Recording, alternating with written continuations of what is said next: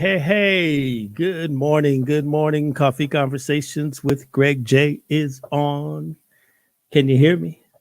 Can you hear me? 1, 2. Check a 1, 2. My mic sounds nice. I want to make sure that I can. Yes. Everything is good. All systems are go. How y'all doing today? Whew, yes. Busy around these parts, man. It's like COVID-19, but still busy, and we're okay with it. Thank God for this day. And I hope that you're doing all right. I know y'all are rushing around getting those vaccinations and all of that. Some of us, including me, still, kind of like, I don't know yet, but that's why we're going to continue to have, high-end professionals coming through to talk to us and give us the information so that we can, doggone it, know exactly what we are trying to do when we get into these vaccinations, when we get into all of the COVID recovery stuff next week. We're going to have the president of a hospital. Yes, sister is running the whole hospital. Everybody. She's going to come on and talk to us about it. But today, we got a great show for you. We're just going to talk to you a little bit about the arts, music. That's the center of what I'm all about. It's about the music. Built a whole career around it as a broadcaster, information, inspiration, entertainment. And, the arts is essential to as we recover. Now you're hearing the words across the news. Your local city is talking about recovery. Your state is talking about recovery. Your county is talking about recovery. And I submit to you, the audience here, that doggone it, as they begin to talk about recovery, arts needs to be an essential piece of that conversation. And that's what we're going to talk about, the arts. We're going to talk about music. We're going to talk about community development. And my guest this morning is a sister that's been doing exceptional music for years. She's a singer. She's a songwriter, producer. Used to work with Patrice Rushen back in the day. Hey, that's Hall of Fame work right there, right? Legacy. Ladies and gentlemen, welcome to Coffee Conversations. There's Sheree Brown. Good morning. Good morning. How are you today? Everything good? It's good. It's all good. It's okay, all good. I see you in your chi place, looking like you might be levitating. You're not even sitting down. You're just like levitating home. I'm actually let me adjust my camera. I'm actually sitting in the deck of my backyard, and my husband has a really nice succulent garden. That's right. So that's where I'm sitting. So you can hear the birds. You might hear some neighbors. Yes, I love it. I figured if I'm getting up this early, it's early for me. Those who know me know. I might as well bring all the elements to you, huh? That's right. That's a beautiful thing. How's your family doing in this COVID environment? You guys okay? Everything happening? Are you good? We're good. We had a couple of incidents. Some of my family members, not my immediate family members, but some of my other family members, they got it, but they overcame it, thank God. My mom, who's 86, she got it actually, which is pretty scary, but she didn't have any symptoms or anything. She actually just got her second shot. Second vaccination. So did I, actually. So did I. So. All right. Good stuff. Wow. Before we go on, I want to say to the audience, one of the headlines that I learned today, and I actually don't know why I didn't find out about this early on, but over in South Africa, the king of the Zulus passed away. They had his funeral yesterday. That's King Goodwill Zwelithini. And it's a big deal in Southern Africa. I mean, the funeral was on the national news and everything, a private ceremony, but yet, of course, there's millions and millions of Zulus in Southern Africa. It is the largest ethnic group there. We think of Shaka Zulu. So Shaka Zulu is King Goodwill's, what I found out, great grandfather.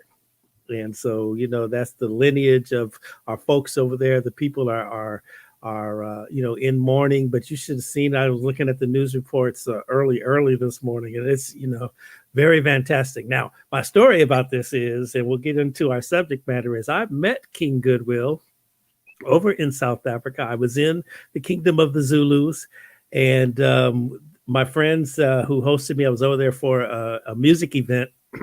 And my good friend, Dr. Goba, Ubisama Goba, sometimes he checks in and watches here. He threw a party for us, right? And so we were at the liquor store getting all the stuff, right?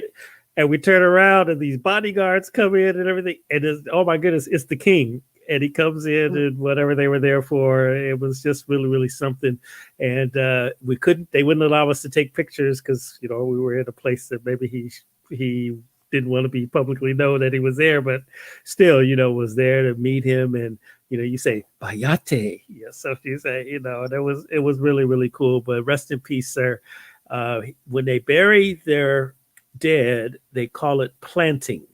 So basically they're returning your body back to the earth, and they're saying that especially with royalty, he's not really dead because the soul lives on in the lineage of the people of the Zulus. So rest in peace, King Goodwill. Glad to meet you. And that's what's up. All right. Sheree Brown, so talk to us. The arts are important. Why? Through the arts, we can reach and communicate to others in ways that we can't reach others. It's timeless. It's speechless.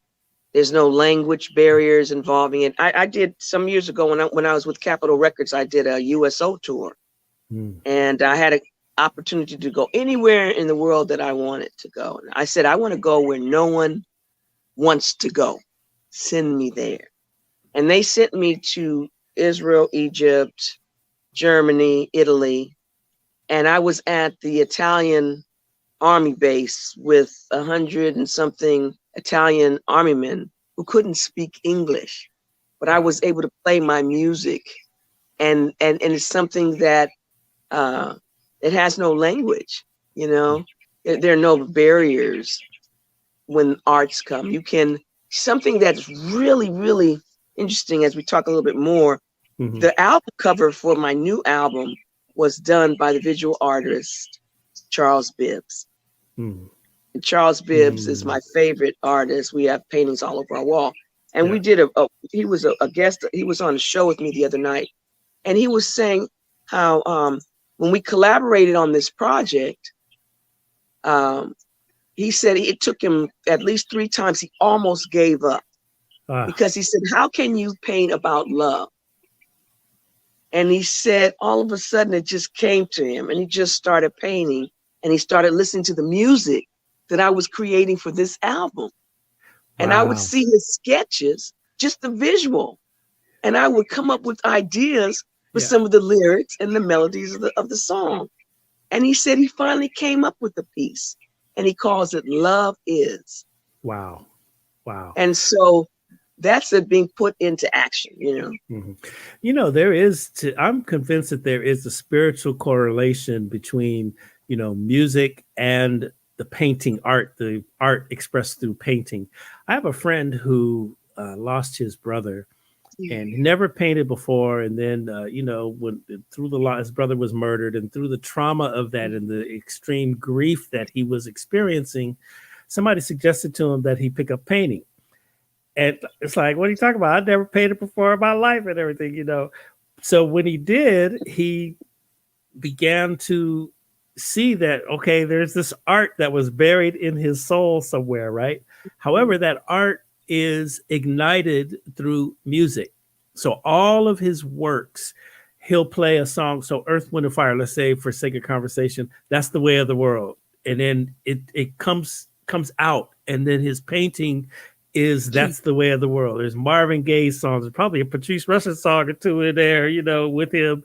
And he's experiencing great success, with people enjoying his art. We did a private, not a private, but a art showing for him at our studio in downtown Long Beach. But he's, man, I just think that there's this spiritual connection between art, expression of art through painting, and then the music and all of that. So, wow, that's Yes. incredible. You were able to Yes. see that. Charles Bibbs too. Yes. Ooh, that might be that's gonna be worth some cheddar here pretty soon. And you know what? He gifted me the painting. All And right. he gifted Patrice Rushen a painting too, because on this new project, Patrice and I have co-written a new song. And that song, that song is what started the conversation between Charles Bibbs and myself. So he gifted me the painting, and he gifted her the painting. And so it's up in our house. I had to drop Patrice's off this week. That's right. That's right.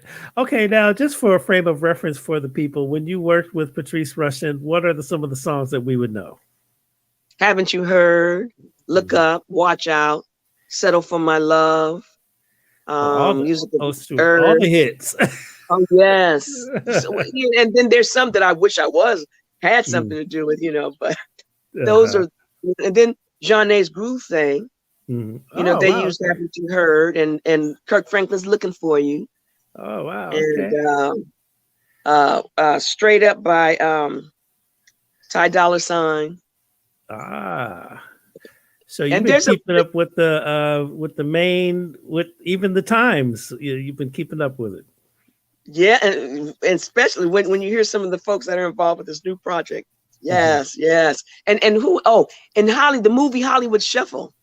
So I worked on that with Patrice.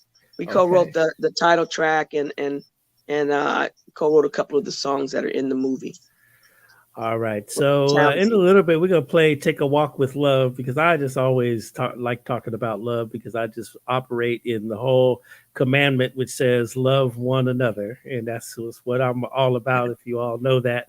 And that's I really like this song. And in a little bit, we're going to play that for the people here. And hopefully Facebook won't block us. But I'd like for you to go on record and say it's okay for us to play it.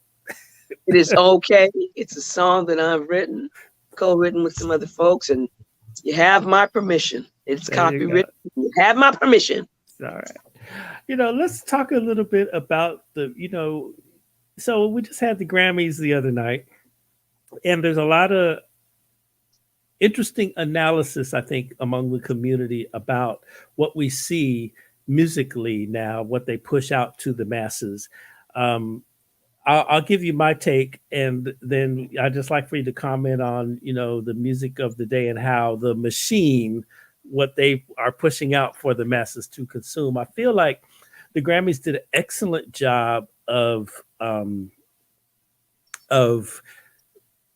sharing the social justice messages that we have been seeing for the last year. I think it's great, what the young people are doing. Definitely music is always the soundtrack of the movement, right? We want to be inspired. We want the messages of what we, of our equality, our demands for equality to come out through the music. Then you had the big, and it actually was one of the biggest numbers of the whole night, was with the Cardi B and my girl Megan Thee Stallion. Congratulations to Megan for her Grammy wins and everything. But I feel like the subliminal message that the machine was pushing out is, okay, on one hand, they want to be free and they have all of these righteous social justice messages. But on the other hand, it's about the objectification of women, they're hypersexualized and all this whole thing. And I feel like that's what they put out there.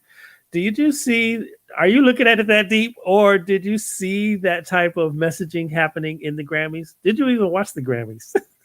I did. Okay. I did. And I agree with you on the social awareness, social justice awareness that was presented to the world, because it's not just here in the United States that people see that. It's a world presentation. I thought it was a good production. I liked a lot of the numbers. And it's interesting that you would ask me, because last night I was thinking about this and I was like, I know Greg is not going to ask me about that. that show, right? And because last night in my mind and in my mouth, I was very vocal about what I saw on the Grammys. And I took a little minute to digest it. And then I thought, we're so afraid to talk the truth in a lot of ways, especially when it comes to being afraid of being blackballed or, you know, not advancing in your career because you speak out against something that you think is not correct. This is my opinion, of course, but I think it was distasteful. Mm-hmm. I feel like she's an awesome talent, and it was not something that you should show on a family show. Mm-hmm. It just was distasteful, and I think it was a dishonor to African American women, Yes. and I think it was a dishonor to women. And if this is what we sometimes people that have no relationship or experience with us just look at the visual. Mm-hmm. They read what they read in the news, they see what they see in the news, and then they create their they create their they make their judgments based on that, right? Mm-hmm. So I'm thinking, if I'm in another country, and even in this country, and I'm really young, Mm-hmm. and it's not even about you.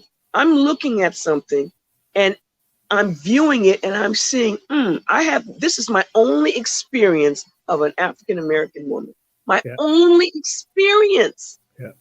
And that's what I see. So then my fear is that people in the midst of that will think, that's how all African American women or women of color are. Mm-hmm. Mm-hmm. Carly B with the pole. That's not, to me, that is not appropriate for TV. Mm-hmm. It's not appropriate. It's just not. To me, that is probably the biggest misinterpretation, the worst misinterpretation that I've seen as an African American woman, and being an older woman and having grandchildren, you know, and you know, wanting my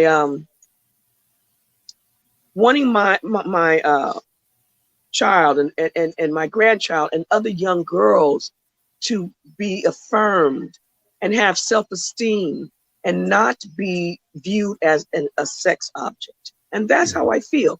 And so I was like, what if you brought it up, what would I say? You know, here I am in the midst of coming out with a new album in 40 years. It's my 40th year anniversary. It's not I've done independent projects, but it's my first album since my album on Capitol Records. So this is actually my 40th year anniversary. Mm-hmm. And it's like I'm really trying to get this music of uplift and inspiration and hope and love out to people. And so you know, should I speak out? Yes, I should speak out. I decided that last night. People have to do it. I think that's why we're in the place that we are, politically especially, because people are too afraid to speak out. You know, I just think it was unfortunate, because I don't want to take anything away from my sister and her talent. She's beautiful. Right. But I think that, you know, some people say, well, you know, it's not my responsibility. You know, it's the raising of the parents. It's just from the family. Yes, but what about the people who don't have that, who don't have that foundation, who are just looking to the media? You talked about the arts. The arts are so influential to people, not just children, but everyone. And so I was disappointed. I was disappointed. Right. You know, and it's interesting that so one of the songs they sang in that segment is WAP, and I won't really go out to say what that really means, y'all, but you know, you can look it up and Google it, you'll figure it out. But you know, I was just further disappointed, like in the midst of our cry for social justice last year in the summertime, the number one record, breaking records and everything like that, was the Cardi B record, and the messaging. And I don't, you're right. I don't want to take away from her talent. I don't want to take away her free speech. You know, it's just that the mainstream, for me, it's not appropriate to have that messaging out there, but the machine puts it out there. And you're right, across the world, this is what people think, you know, we are all about. Now, I'm not just talking because I'm an old guy. I mean, I got some years in this business. You know what I'm saying? I mean, you would be surprised what's in my headphones because I just love music and have been living it, all my life. And I got the old and the new all in there, and I have a critical analysis of it. And from the social aspect of it, I feel like the machine that is mass media, and then through music, does take what we would say the lowest common denominator, elevate it and say, this is who they are as a people, as a counter message to us who are promoting peace and love, struggle, inspiration, all of those messages that really come out of our community. And, that's just being woke, y'all. So there it is. I see Charlie Trujillo, you saying that the dance performance is liberating for women, especially bigger women. I thought it was both beautiful and humorous. Okay, cool. Then you come on to say the Cardi B section went a tad too far, but I remember Megan's piece performed on New Year's Eve, and that just blew my mind. Okay, I didn't see the New Year's Eve piece. I'm just talking about what we saw on the Grammys, and it was just kind of crazy, and the choreography was amazing. I mean, they did it. It was, aesthetically okay, it was a production, but I just think that the messaging behind the whole thing, we really need to be woke and it just makes the case for us telling our own stories, and that's what Sheree Brown is doing, telling our story, telling her story too, through music. And you're down there, you're over there in Leimert Park, one of my favorite places and everything, and you are using your music and your art as a way to empower the community. Talk a little bit about why you are making that connection, because oftentimes artists just put their music out there and they're in it for the surface glory of it. They're not really putting the shoe leather in to uplift the children, or there's no redeeming messages in there. But you are like, yo, I want to help my people. Talk about what your advocacy is through the arts. Community. It's about community. And the reason why I was drawn to Leimert Park is because that's my stomping ground. That's right. From my young adult years. And this project was inspired by my young adult years, because that is that was very foundational for where and who I am about now musically. That's when I met Patrice and we started working together back in the late 70s, right? And so that used to be my stomping ground. And so we did with the song that Patrice Rushen and I co-wrote is called I Choose Love. And we actually shot the music video for that song in Leimert Park. And there's an organization that's in Leimert Park. Their office is there, called Community Build, and set it up by Robert Cecile. And I like their involvement in the community, especially during this pandemic. They would be very, very active. And so with this, for all my life, for as long as I can remember, back when I was with Capital, I was doing a high school tour, going to the schools, telling the kids to stay in school and off of drugs. It's just been a thing of how can I be an inspiration to those younger than me and my peers even. And how can I make a positive difference through the blessing that God's given me? So here I am, 40 something years later, and I'm in Leimert Park shooting my music video. Wow. And it was done by Lance Bernard Mitchell, who's he's an up and coming filmmaker, cinematographer. His dad was very, big in that same field. He's worked with the late, oh shucks, I just lost my name. I just lost his name. But he works with BET. He's done movies. He's on a TV set. He's big time. So he did this. He directed it. Did the cinematography. It features children, and it's right there in the community of Leimert Park, the Leimert Park Village. And so it's very, very much a part of what I'm continuing to do. And now. As I get older, I've matured more. I'm more seasoned. Right. I want to, especially during this pandemic. Oh my gosh, it's like nothing's promised, right? And so I want every moment of my life to be about giving as much as I can, making as much of a positive difference. And so my focus is on women, girls, preteens, teens, young girls, because I'm a woman, and especially women of color. And I think that we need that because, you can go in a bookstore, you can see on TV and you see all of these positive images. Now, thank God it's happening more where you see positive images of people of color, girls, especially, and women, but you don't see a lot of it, in the history books, you just don't see a lot of it, of positive images of young adult women or women. So this album is called Messages from the Spirit, the Collective. And it is coming out before the book that this music was written for. The book will come out we're planning on it coming out in the later part of the fall of this year.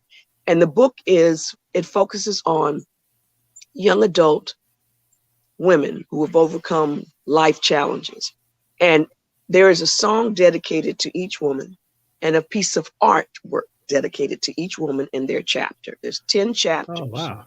And the thing that's so amazing, this is like a follow-up, but it is a follow-up from my first book. It's going to become a series at some point called Messages. Yeah, there it is. All right. Let's watch this for a quick minute. Okay, I'm sorry, I loaded it in. I was going to play it after your sentence. But That's right okay. there. Been a long time coming. Always feels like I'm running from things in this world. And when it seems like it's over and the madness gets older for this girl, that's when it's time for just a little dose of love. That's what we all need more of. Some say it's hope, and others say it's joy. But I say it's time to choose love.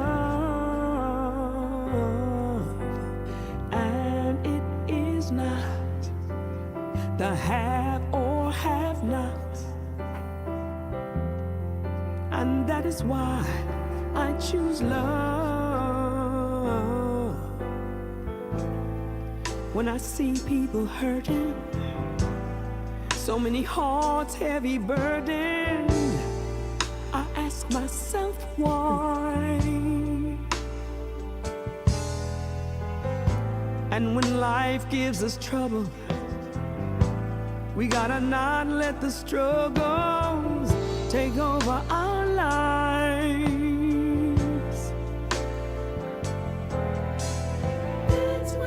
That's when it's time to make up our minds and tell the world, don't give up on love. Some say it's hope, and others say it's joy. But I say it's time to choose love. And it is not the have or have not. And that is why I choose love.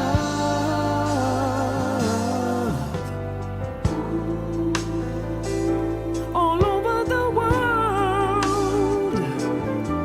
what do we really need?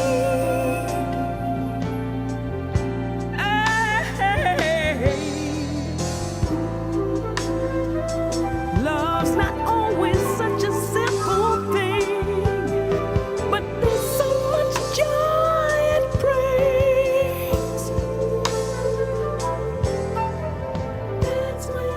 That's when it's time to make up our minds and tell the world, don't give up on love. Some say it's hope, others say and others say it's joy. But I say it's time to choose love, and it is not the have-nots, and that is why I choose love. I choose love. I choose love. I choose love. Love. I choose love. I choose love. I choose love. I choose love. That's what the world needs more of. I choose love. I choose love. I choose love. I choose love. I choose love. Love. I choose love.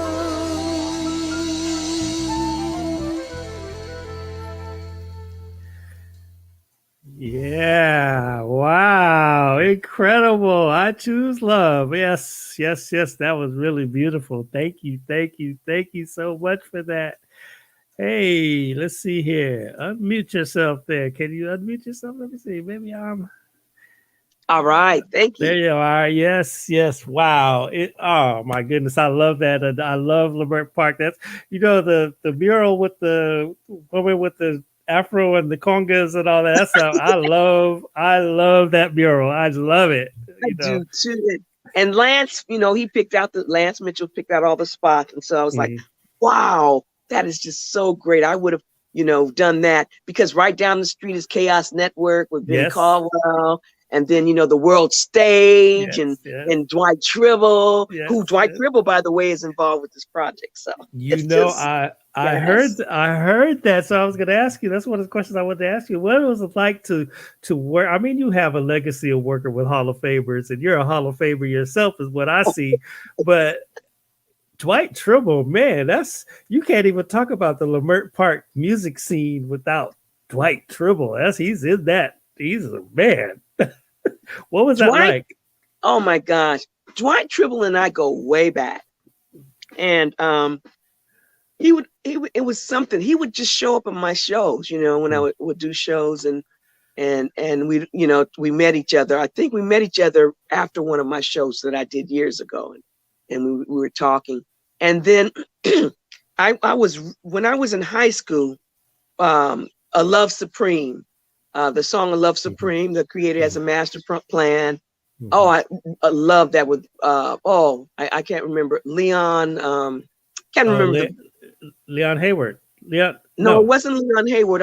No, it wasn't him. But there was a vocalist. Oh, I see. Okay. The vocalist that sang, and he used to do this yodel, and I would try to do the yodel. And then one day I heard I heard one of the pieces on the radio. It was Dwight, but I didn't know it was Dwight. It was like, oh my gosh, somebody did the cover of that song. And they were just singing it and yodeling. And I was like, oh my gosh, who is this person? Because the original vocalist, he passed years ago. So Pharoah Sanders. It was Pharoah Sanders, but he had a a singer on there. And I just cannot remember his name.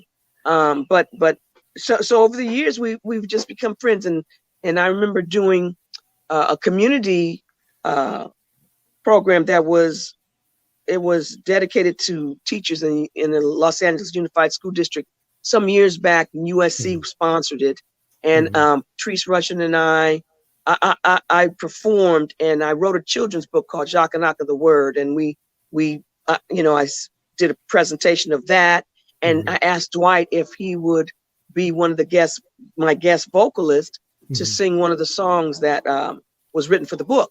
And that was the first time we actually worked together. And that was some years ago. So we've remained friends. And so when I was doing this project, I wrote this song called "It's All About Love." And what inspired me is a couple of years ago, I did a show at the World Stage, and Dwight joined us at the end of the session, the song. Mm-hmm. And he was just, oh my gosh, it was like, whoa. I was so inspired by what he just spontaneously brought to, it was like a jam session right on the stage. So I said, you know what? I've got this one song I want you to, I would love if you would be the guest vocalist on it. Mm-hmm. You know, and he came in the studio and he was just listening to the music and he just did his thing. So it's called It's All About Love, and it's got Dwight Tribble on it. And, you know, it just adds to the magic of the project. That's right. Wow. Incredible. You know, I know Dwight Tribble was going to I go to South Africa, you know, often I organize trips to go over, and we go to the Cape Town Jazz Festival. And one music festival over there that I want to go to, and I haven't been able to pull it off yet, is the one that's called Joy of Jazz. And about 2 years ago, maybe 3, Dwight Tribble was one of the headliners of Joy of Jazz, and I was just ecstatic. And I was actually trying to make it over there to go, you know, so I could just see my brother over there in South Africa. And I wasn't able to pull it together, but man, he was over there and made an impact. All my friends over on the continent were like, "Oh, sure, this guy," you know, it is really, really good, man. Dwight Tribble. Mm-hmm. Yeah, Dwight is something. Yeah, he's great, and he's good people, mm-hmm. you know. And so I've just had the blessing of being surrounded by good people. Mm-hmm. You know, in fact, this album, I'm dedicating the album and the book to Stevie Wonder, Dionne Warwick, and the late Minnie Riperton, because coming up as a young adult, they all were very influential in my music, mm-hmm. you know, and what I do now has a lot to do with that inspiration. So it's just, you know, I want to, one of the things that happened is, there's 16 songs on the album. One of them is a bonus track of one of the 15 songs, right? Mm. And so when we first started it took 3 years to work on this project. And we were planning to have it out by the beginning of last year, but you know, the COVID kind of changed that. Mm-hmm. And so before the COVID hit, we were considering breaking up the album into EPs and releasing maybe 3 different EPs. And I was talking to someone who's been a consultant of mine and works with a reputable entertainment magazine. And he was suggesting that. And so I thought about it. I said, oh, okay, I think we're going to do it. And then COVID hit. Mm-hmm. And then I talked to him sometime after that. And I said, you know what, I've been thinking about what you said, and I think we're going to do that. And he says, well, you know, I've changed my mind. You know, I don't feel the same. And I was like, you know, I'm so glad you said that, because I don't either. Because why save the music for another time when the music can be here for you to hear right now? Because it just gives you a new sense of what life is about, you know, and how important it is, and how, just for me, you know, how important it is for me to do as much as I can. I don't want to feel like I'm running out of time. And that's not what it is. It's just that we don't know about the time. You know, how would I know 3 or 4 years ago when I started working on this project that the songs that are involved with this album would be appropriate and so real to what's going on right now? Right. It's incredible. I mean, the messaging, even in that, the one sample we just heard, I Choose Love, I mean, it's so relevant in this time. And, you know, as you have released it during this stressful time of, we're in the pandemic, we're seeing, you know, these issues that cause the people to take to the streets and demand social justice, systemic racism. I mean, this is a lot of stress, and you're telling the people, I choose love. And that's an important message in such a time as this. And I think that sounds like it was divinely ordered that you made your decision to put it out there at this time, you know? Yes, I really, yes. Man, I'm empowered for my day after I heard that song there. We were talking about, it's interesting that you have chosen the strategy of releasing books with your music. Now, are you putting the books into the schools, or do the youth get an opportunity to hear your music and partake of the written word that you've provided? Well, right now you can go. The first book is available, and the music, Messages from the Heart. You can go to my website, www.realsheree.brown, spelled REAL, and then Sheree is SHER, one R, and then EE, and then Brown, BROWN.com, realshereebrown.com. You can order it on that. And so when the new one comes out, I'm sure it'll be available there also, but we're going to look, like I want to go to SO1 and talk to the folks there about getting it in there, especially since it's so community based. And then, we're working on some hopeful initiatives that is going to go along with this project. Because one of the things that happens, the reason why I called it the collective is because there are some of the songs that are dedicated to the women who tell their stories. They're actually featured on the song as vocalists. Wow. And some of them have even written the song, and it deals with things that we are faced with, not just women, but everyone. It deals with depression, the stories, depression, single motherhood, suicide, mental illness, things that people are afraid to talk about. And so in that component, we even have a doctor of clinical psychology, who has a doctorate. And then my daughter-in-law, one of the chapters is going to be featured by her. She is a doctor of psychiatry. She's finishing up her residency, almost finished at UPenn in Philadelphia. And so she writes a chapter talking about the courage of these women who shared their stories. And each of the women are excited about sharing their story because they feel like the story would help other people. And then the song, the music, oh my gosh, the music is so good.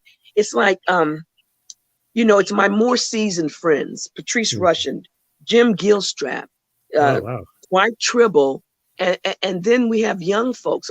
I have my daughter and my son who are young adults. They're very talented. They're involved. Two of my nieces and a nephew. It's a family affair. Then there's a young man who works with Dr. Dre, Anderson .Paak, D Smoke. There's someone else. I Choose Love. We're going to be releasing a single. It's going to be separately done. It's a remix done by a young man named John Redwine.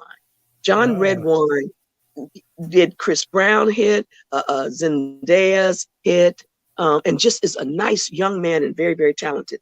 We have someone, the late Roy Hargrove, his younger brother, Brian Hargrove, is involved. There's someone else who, he's worked with Solange.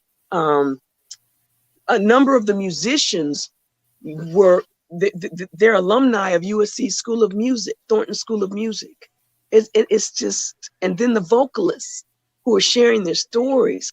Oh my God, I'm really proud of it, and I'm humbled and blessed by this project. To me, this is the best project I've worked on in my life. Although I feel that way about everything I work on. Yes. The sun is coming out, right? Right. Yeah. It's interesting. I mean, it's such depth of, deep aspects that have contributed to your projects. You don't really see that, much anymore. And I think, it's very intentional. I think a lot of thought had gone into what you're presenting to the people. Now, let me just ask you, so this is just a great example of how art can heal our communities. And this time you got the positive messaging, and then you have the academic pieces to it so that people can find out how to keep themselves balanced and how to keep themselves centered in this day and time. Wow.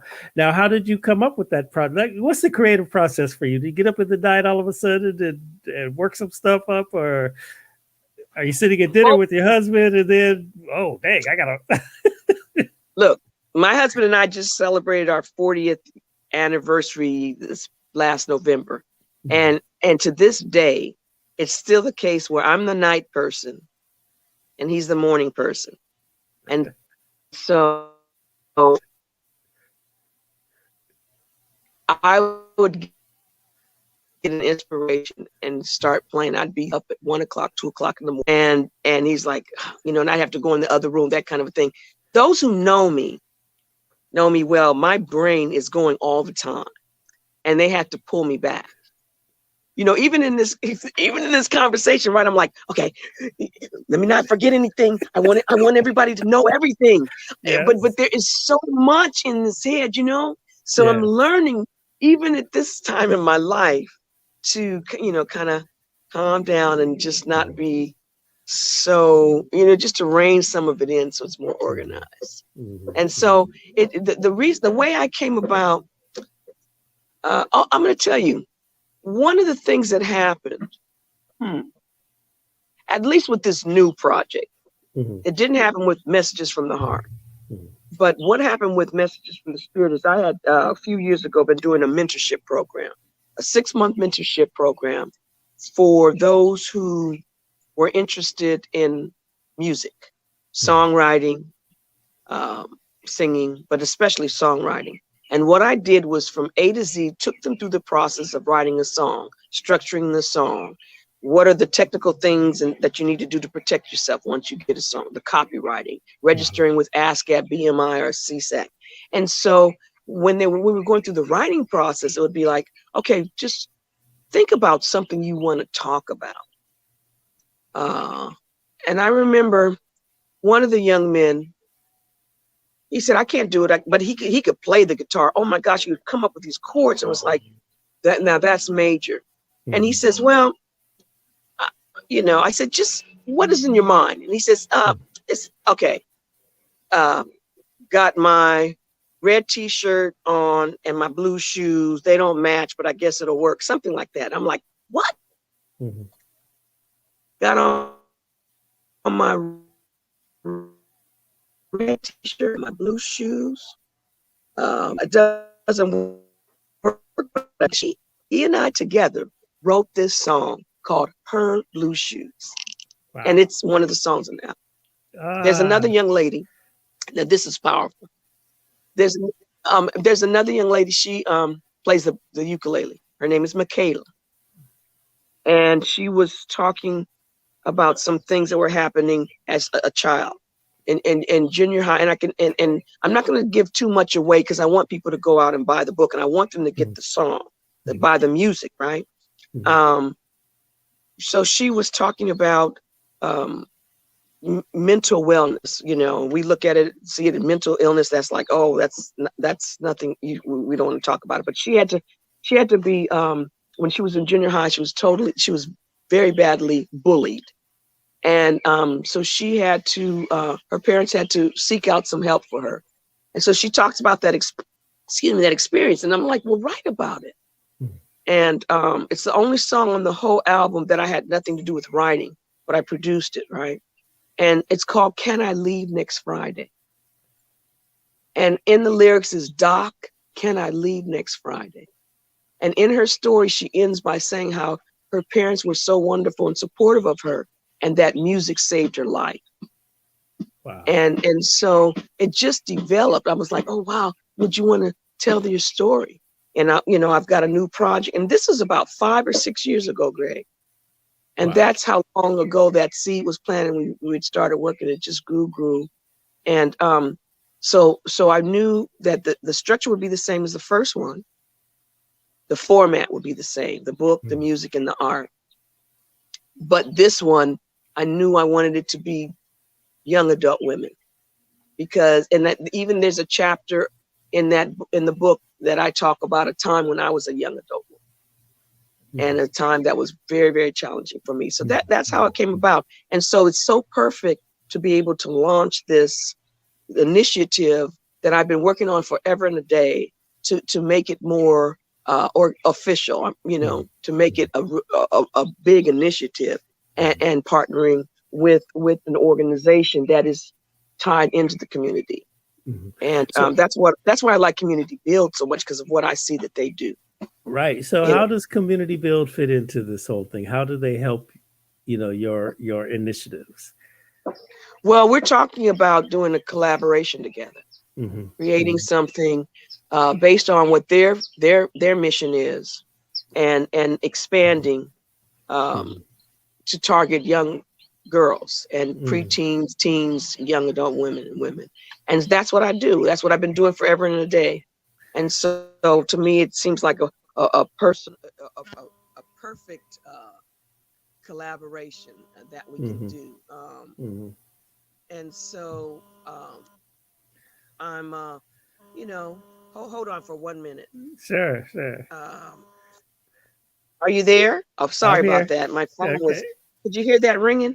Yeah, That was somebody that's all right. calling me. People saying, "Hey, we need a song." Right. So, so that's what happened. We're in the talking phase now, and I'm Sure. hopeful that it'll be a great fit, and we'll be able to move forward. I feel really good about what it is that I'm trying to do, that I am doing, and I feel really good about what I see that they do. Right. This is very powerful what I'm listening to you today and learning quite a bit. And as we again talk about recovery, economic recovery, structural recovery at the city, county, state, national level, the arts really is a strong and powerful voice for, uplifting people, inspiring people, repairing people. And, even like I'm seeing here, one of our viewers, Charlie Trujillo, again, he's saying before the pandemic, he thought of a jazz and poetry after school clinic as a nonprofit. It would be awesome. And he's also saying a jazz center in Long Beach is needed, and then what you're talking about, mentoring young women, mentoring, the youth in our communities through music. Oh man, what a way to bring them all together. And you never know what's inside of them. You never know what that, hey, you might have introduced somebody to the guitar, and then next year that this time they are the virtuoso, or, that exposure to the instrument has stopped them from, destructive behavior and everything. And this is what we really, really need, man. I think it's incredible. I can't get over the concept of having the book with the CD. I love that. And this book coming up, the art is from Charles Bibbs. Also, he not only did the cover for the album, which E. Jordan Neal designed the cover. He took his art and designed the cover, and then the book cover was designed by one of my sisters, Celeste Brown, and it's awesome. And so each chapter is going to have a piece of that art of Charles. And, one of the things that when you were talking just now about the after school program, one of the things, and especially has become very prominent during this pandemic, is, the issue of mental wellness, mental health, and suicide, especially. And it's hitting folks younger and younger in age. And so we never know where a person is at and how close that they may be to ending their life through suicide. And sometimes it just, we have to be mindful of that, because what we say and do may save a life. And my music, that's how I go after, and these stories, someone reading that story or hearing that song in the music may save a life. And that's become, that has been put more to the forefront during this pandemic for me, and getting the project out, so yes. You mentioned Stevie Wonder being one of the persons that you dedicated your work to. Does he know this? I saw Stevie a few years ago. It was at Ndugu Chancellor's memorial service. And I went up to Stevie and I said, Stevie, I want you just to know that, I've got a book and a project coming out, and I've dedicated it to you and Dionne Warwick and the late Minnie Riperton. And he said, I appreciate that. Thank you. So I did tell him that. So, and a friend of mine got word to Miss Dionne Warwick, who's like that's my shero. She is my shero, right? And Minnie Riperton, oh my gosh. I did a cover of one of her songs on this new album. I'm not going to tell you what it is, but I did a cover. I talked to Dick Rudolph when we were when I started working on the song, just to, get his okay, because he had something to do with co-writing that particular song. So yeah. Oh, And wow. Incredible. Now, Dionne Warwick, man, she is the queen of Twitter. I found out not too long ago. Her posts are generating like skillions, of people at 80 years old. Her posts are making news. They're getting really sticky and everything is really something. I Yeah, just heard Dionne that. Warwick. I just heard that. I said, you know what? I'm gonna get on my Twitter. I've never been on my Twitter. I'm gonna start doing it just so I can reach out to Dionne Warwick. What? Right. That's good. That's good. Look, next time you see Steve, you know what? He's gonna remember that conversation from a couple of years ago. You do know that, right? That's one of the Yeah. scary things. That's one of the scary things about Mr. Morris. There, he can remember things from 10 years ago. Yeah. Yes, good stuff. All right, so this is Albert asking, when's your next big gig in Lamert Park? Oh, I'm gonna be doing now this. Oh my gosh, I'm very nervous. I always get nervous before I do it before a live performance. It's been that way forever. And so I'm really nervous because this is going to be the first time I do something that is during this COVID. Mm-hmm. And social distance. So I'm going to be doing a live performance celebrating the release of this album, messages from my new album, Messages from the Spirit, the Collective. And it's in honor of Women's History Month. And it's going to be on the stage at the world stage on this Saturday, March the 20th at 8 p.m. So it's live. It's going to be live streamed. No audience. It's going to be live streamed. So I get to, and it's free. I get to come into your home. And, who knows what's going to happen on that show. I know it's all going to be good, but, just the fact that, having that, even on stage, it's going to be a small group of us, and that's why it's billed as an intimate acoustic set. And, it's just something that I'm looking forward to. Dwight Tribble's going to come join me. What? And I have some awesome musicians that are involved with this project that are going to be performing. Where do I go to see it? You go to World Stage Live, and it's going to be streamed live on Facebook and YouTube. All right, worldstagelive.com. Is that it? I'm not sure. I believe I'm not sure. We're gonna put it in there. This technical stuff just gets over my head. But I think over your head. That's all right. Well, look, we're gonna tell the people right now. We're gonna tell them look up World Stage Live, and that's what it'll be. Yeah, that's good stuff. I'm really proud of you there, Sheree. You are doing some great things, and I love your perspectives of music and how you can empower and enrich our community. This is really, really important, especially in such a time as this. And you're doing a great work. You've seen some things in this industry, eh? Oh my gosh! Right. Just like you have. Oh my God. Yes. Yeah, I got a couple stories. So yes, it's funny. We were talking early before we get out of here because we are kind of running out of time. But y'all look up World Stage Live, and you'll see. And what time is the show on Saturday? 8 p.m. 8 p.m. 8 p.m. There you go. Pacific Standard Time. 8 p.m. Pacific Standard Time. And you know what? Folks can get the new CD. They can go to www.com Dusty Groove. Okay. .com. And that's an online store out of the actual store. There's still a record store in Chicago called Dusty Groove.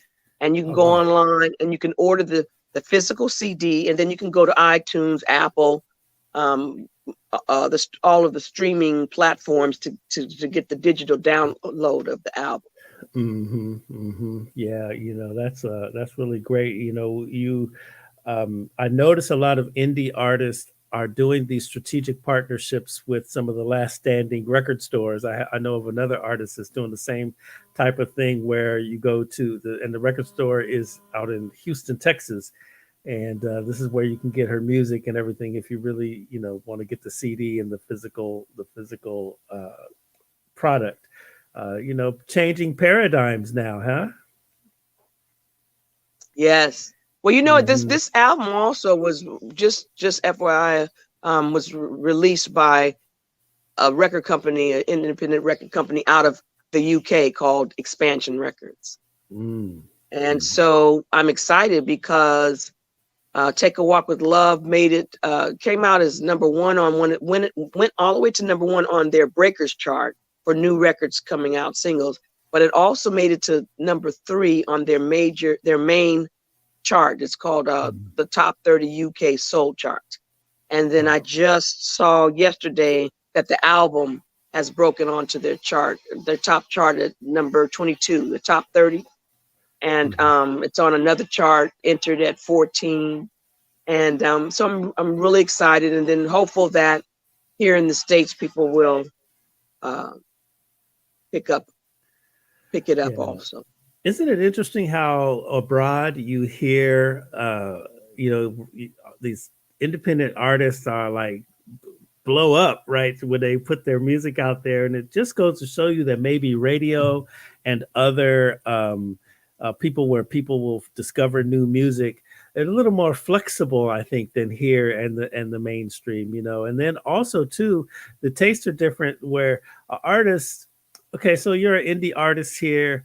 I'm probably not going to hear you on the radio, 20 times a day yet, but over across the seas, you might be like a superstar, you know what I mean? And that's how it goes. I notice, especially in Africa, that's what I notice. Artists who are maybe mid-level here in the United States, when we go over to the continent, they're Michael Jackson level, it's really, really something. Yes. Why do you think the international audiences are different? What did you say? Why do you think the international audiences are different?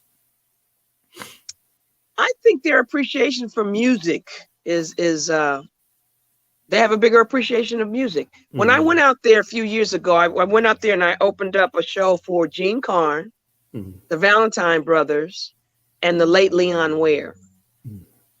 And they knew, when I performed, they knew all the lyrics from my songs from my Capitol catalog. When I performed it, they were singing them. And I was like, I never experienced anything like that. It's like, what? Wow. They knew who I was, and so I had the opportunity to go to one of their clubs. So it's called this was called the Blackpool Weekender. It was in Blackpool. And so they do this thing where they get the Hilton sponsors it, and all these DJs from all over Europe come in, and they create these different clubs in different parts of the hotel.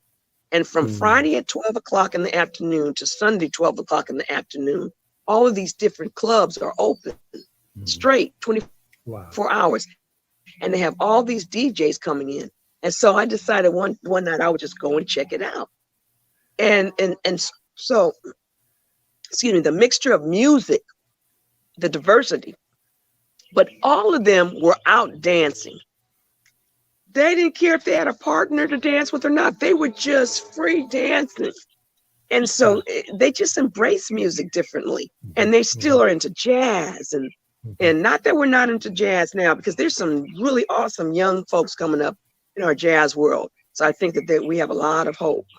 There's a lot of hope still left with that. But that's what I think. That was my experience. And they love old school stuff. They'll listen to my record 40 years ago is still really big out there. They still play it. They call it, what did they say? I was just like, I was floored. Recently, someone said, it's a standard. It's a classic. I'm like, what? Wow. It's a pleasure. It's a pleasure. It did really, really well over there, and they still play it. It's a pleasure. Along with a few of the other ones. So there's a song I did on my second album with Stevie Wonder came in and played the harmonica. And they play that a lot. It's called On My Way Home. On My Way Home. All right. Well, we're on our way home, and it's been a pleasure to speak with you today. But as we go out and you give us a parting shot, what's your want to share with the young people who might be watching this, who might catch this online. What's your inspiration to young musicians coming up? Follow your heart. Hmm. You know, be disciplined. Learn the craft. You know, and be persistent. That's really important. Be persistent. I was told I'd never be in this music industry when I was coming up.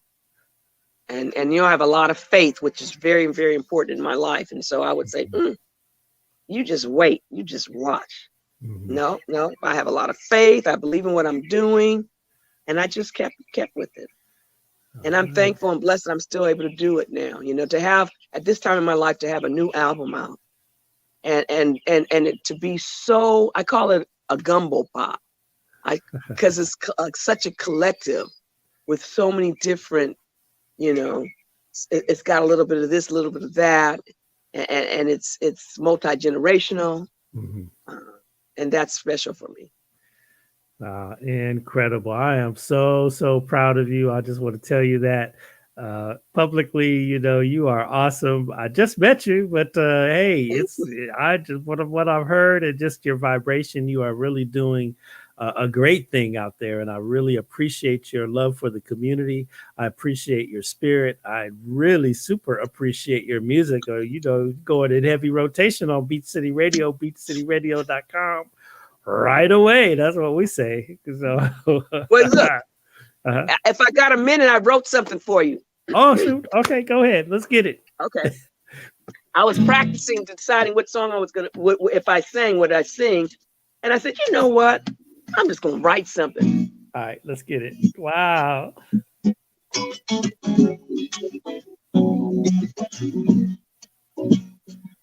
As the world goes around with its lights ups and down, gotta have my coffee in the morning. On a cloudy day like earlier today,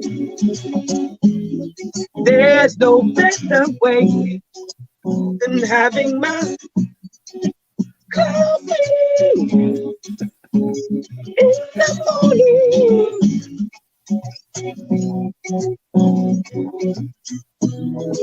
Coffee conversation with Greg J.